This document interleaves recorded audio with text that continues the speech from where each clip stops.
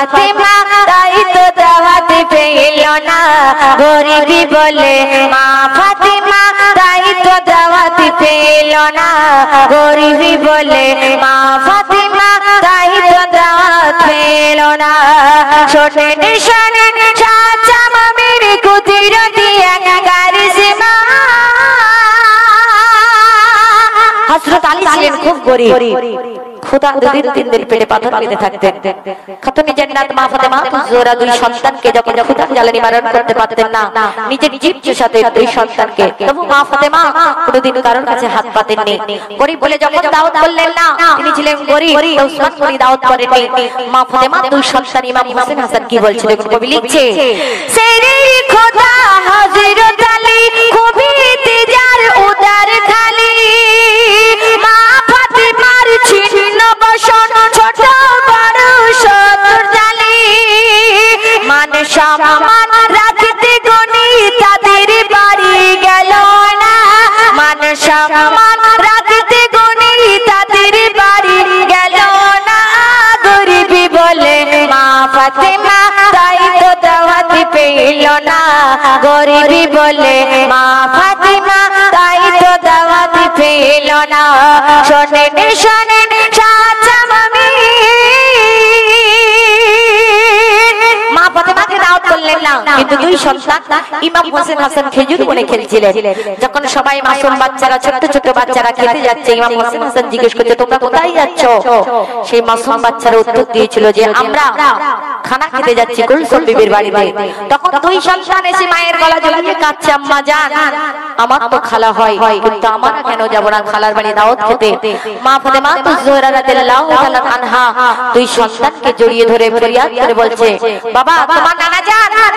আকায়ে নামদার তাজদারে Medina Muhammad Mustafa সাল্লাল্লাহু আলাইহি সাল্লাম তিনিও খেতে যাবেন না কারণ আমাদের দাওয়াত পাননি বলে তোমার নবী জান তিনিও খেতে যাবেন না দুই সন্তান মাকে জড়িয়ে ধরে কি বলছে দেখো কবি লিখছে হাসান হোসেন খেজুর বনে খেলতে ছিল আপন মনে খালার বাড়ির খুশির খবর জানলো তারা এত ক্ষণে জানলো তারা এত ক্ষণে হাসান হোসেন খেজুর বনে খেলতে ছিল আপন মনে খালার বাড়ি খুশির খবর জানলো তারা তত ক্ষণে মাকে জড়িয়ে ধরে সুদাই তখন হোসেন হাসানা মাকে জড়িয়ে ধরে সুদাই তখন হোসেন হাসানা খালার বাড়ি তাড়াতাড়ি মদের নিয়ে চলো না তাড়াতাড়ি খালার বাড়ি মদের নিয়ে চলো না তাড়াতাড়ি খালার বাড়ি মদের নিয়ে চলো না ইমাম হোসেন বারবার জিদ করছেন মা ফাতেমা যখন চোখে ঝরঝর ঝরে পানি পড়ছে আল্লাহর আরশে কেঁপে গেলেন আল্লাহ পাক রব্বুল আলামিন মা ফাতেমার কান্না সহ্য করতে পারলেন না তারপরে কি ঘটনা ঘটছে দেখুন কবি লিখছে মা ফাতেমার সুঝারে আরশ খোদার উঠল নড়ে বুকের মাঝে কান্না চেপে দুই শিশুকে আদর করে মা ফাতেমার সুঝারে আরশ খোদার উঠল নড়ে বুকের মাঝে কান্না চেপে দুই শিশুকে আদর করে আর কি বলে কোথায় তুই নয়ন তারা তোমার নানা যাবে না কোথায় তুই নয়ন তারার তোমার নানা যাবে না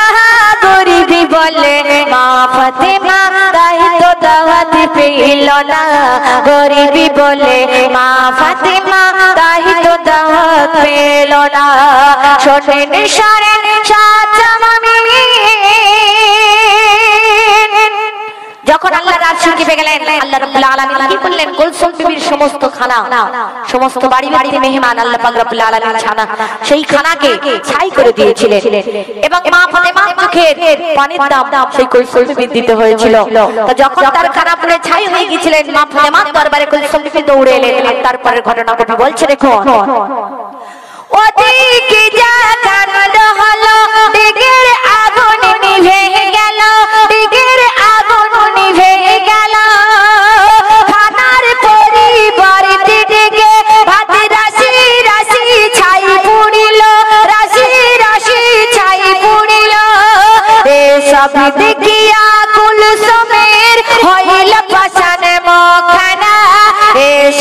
দেখিয়া কুলসুমের হইল পাশান মুখখানা গরিবি বলে মা ফাতিমা তাই তো দাওয়াত পেল না গরিবি বলে মা ফাতিমা তাই তো দাওয়াত পেল না। কুলসুম বিবির সমস্ত খানা ছাই হয়ে গিয়েছিল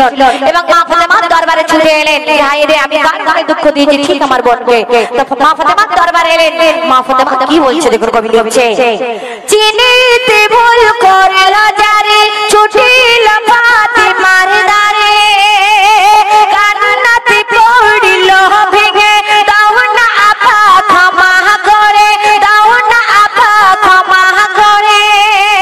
দোহাই খোদার লাগে যেন ফিরিয়ে আমার দিও না। কুলসুম বিবি মা ফাতেমাকে বলছে দোহাই লাগে দোহাই খোদার লাগে যেন ফিরিয়ে আমার দিও না তোমার নিয়ে ও ফাতেমা একসাথে খাবো খানা তোমার নিয়ে ও ফাতেমা একসাথে খাবো খানা। শোনেন শোনেন সাচা মুমিন কুদরতি এক কারিশমা।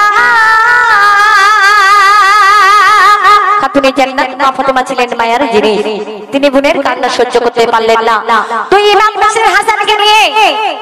মা ফাতেমা কুলসুমের বাড়িতে রওনা হলেন এবং সেখানে গিয়ে মা ফাতেমা তুজোরা রাদিয়াল্লাহু তাআলা আনহা বিসমিল্লাহ বলে যখন হাড়ি থেকে হাত দিলেন আমার আল্লাহ রাব্বুল আলামিন সমস্ত খানাকে যে সমস্ত খানা পুড়ে ছাই হয়ে গিয়েছিলেন মা ফাতেমার হাতের ছোঁয়া সেই সব খানা জান্নাতি খানা বেনে গেল। কবি লিখছে দেখুন, তো ইমামের দুহাত ধরে ফাতেমা যাই ধীরে ধীরে নবীজিও সেরে খোদা রওনা হলো পরেশবারে রওনা হলো পরেশবারে। তখন ফাতেমা হাতে যে ছোঁয়ায় ঘটল আজব ঘটনা যখন ফাতেমা হাতে যে ছোঁয়ায় ঘটল আজব ঘটনা দিগের মাঝে দেখা গেল জান্নাতের সব খানা দিগের মাঝে দেখা গেল জান্নাতের সব খানা দিগের মাঝে দেখা গেল জান্নাতের সব খানা। শোনেন শোনেন সাচা মুমিন কুদরতি এক কারিশমা কুলসুমের মেহমানিতে পাইনি দাওয়াত ফাতেমা পাইনি দাওয়াত ফাতেমা পাইনি দাওয়াত ফাতেমা। যিনি জান্নাতের রানী হবেন তার মনে কোনো অহংকার ছিল না, কোনো গর্ব ছিল না, তিনি একটা শাড়িকে 70 তালি দিয়ে পরতেন, তাই তিনি জান্নাতের রানী হলেন। আর আমাদের জামানায় মা বোনদের দেখবেন একটু টাকা থাকলে একটু রূপ থাকলে আমরা অহংকার করি। কিসের অহংকার? দুদিনের দুনিয়া, এই দুনিয়া একদিন ছেড়ে চলে যেতে হবে আধার করে। অহংকার আল্লাহ রাব্বুল আলামিন সহ্য করে না। তো সর্বশেষে কবি কি লিখছে দেখুন, মা ফাতেমার 70 দানা রাখিল আপন ভাগের খানা কাল হাসরে বাটোয়ারা করে দিবি লোক জনা। মা ফাতেমার 70 দানা রাখিল আপন ভাগের খানা কাল হাসরে বাটোয়ারা করে দিবি লোক জনা করে দিবেন লোক জনা। আতাওর সেই তো দিনের অপেক্ষাতে থাকো না আতাওর সেই তো দিনের অপেক্ষাতে থাকো না গরিবি বলে মা ফাতেমা তাই তো দাওয়াত পেল না গরিবি বলে মা ফাতেমা তাই তো দাওয়াত পেল না। শোনেন শোনেন সাচা মুমিন কুদরতি এক কারিশমা শোনেন শোনেন সাচা মুমিন কুদরতি এক কারিশমা কুলসুমের মেহমানিতে পাইনি দাওয়াত ফাতেমা পাইনি দাওয়াত ফাতেমা পাইনি দাওয়াত ফাতেমা পাইনি দাওয়াত